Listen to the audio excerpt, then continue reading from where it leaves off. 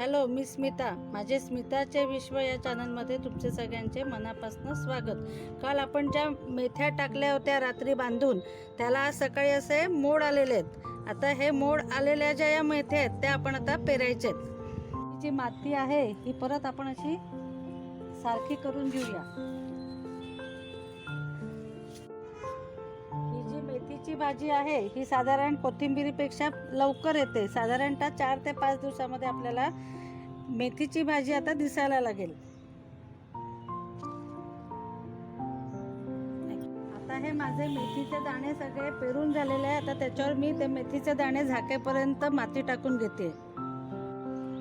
ही बघा, ही आता माझी माती टाकून झालेली आहे. आता त्याच्यावर मी थोडं पाणी टाकून घेणार आहे. खूप पाणी नका घालू मात्र.